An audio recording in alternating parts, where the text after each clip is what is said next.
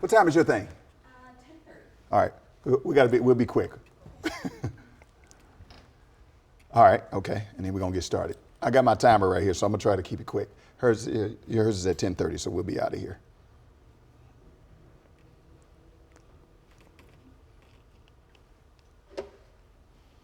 You need these microphones right here? What numbers do you use? There's a bunch of them right here. I usually use 3. 3 is right here, Awesome. and IFB. Oops, I don't want to tip this chair over. How you been? I've been well. How about yourself? Good. Trying to, keep it all together. You know how it is. Okay, anytime you're ready. Okay, let me turn my timer on, and then we can roll. All right, start. All right, 3, 2, 1. It's time for a moment of wisdom, and my special guest right now, this is Cedric Walker. He is the owner and founder of the Universoul Circus. Hello, Thank you for coming in. No, I need to be a ringmaster, right? With that kind of intro. You're coming up. I can come up and visit. Up. So let's dig into the history of this. When did this actually start? 1994 in Atlanta, Georgia. What on earth made you say in 1994, you were in Atlanta, you were walking around and you said, I got a brilliant idea? I was actually doing gospel theater, and we had a play called Good Man is Hard to Find, Mama Don't. It was a series, Wicked Ways. And I was in Pittsburgh walking through the Benedum Theater one night, and at the end of the play, I saw a whole row. It was a grandmother, grandfather, daughter, father, son, and grandkids. And I asked the playwright, I said, I know this is clean entertainment, but what is a whole family with teenagers and kids doing at a gospel play? And he told me, he said, the theater is the oldest form of entertainment, and what makes theater powerful is the fact that you can see yourselves on stage.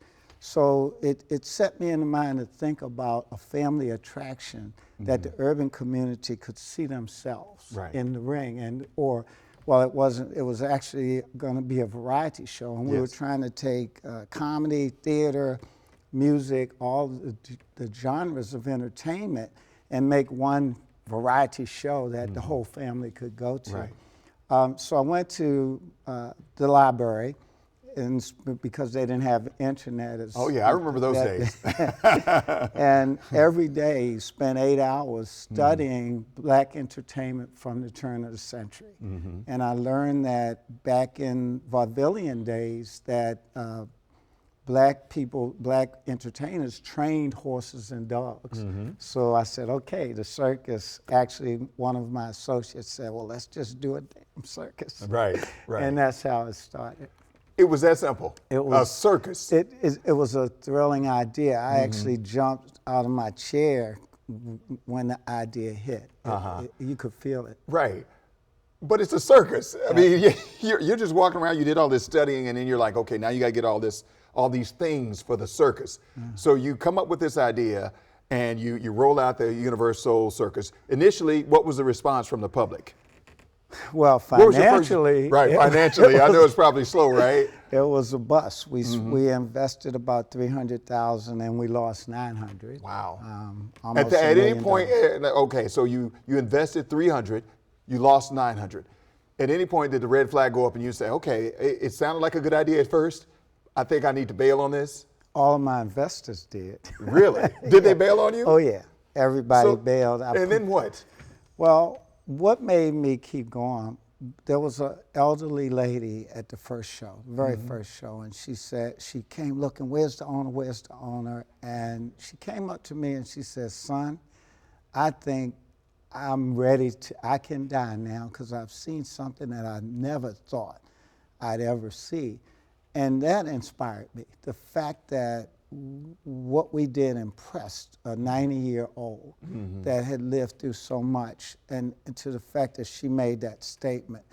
But it was the faces of the kids, the faces, the pride, the enthusiasm that it generated that I knew we had to keep going. So I went back, I pawned my house, I put my house up. Really? Took a second mortgage, did what most entrepreneurs do. It took about 5 years before we would start to see the daylight. Right. But I had heard that Sesame Street took 5 years. Whenever you create an institution or an event like this, you've got to be able to deal with the with Right. the loss. You got to be able to stick it out. Yep. And then you stuck it out in 5 years, and then now it's just like Yeah, it it's moves super now. popular. Yeah. And it's all over the country, and you can go The pretty world. much all over the world. Yeah, we've done South Africa. We've done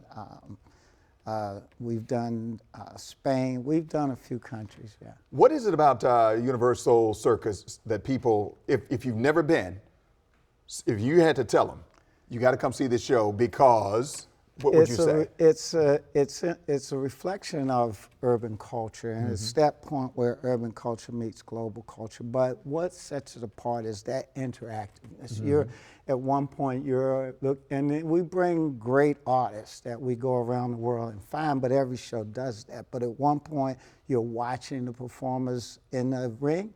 The next point, you're in the ring, and you're a part of it. And the vice versa. At one point, the performers are in the ring. At the next point, they're in the audience with you.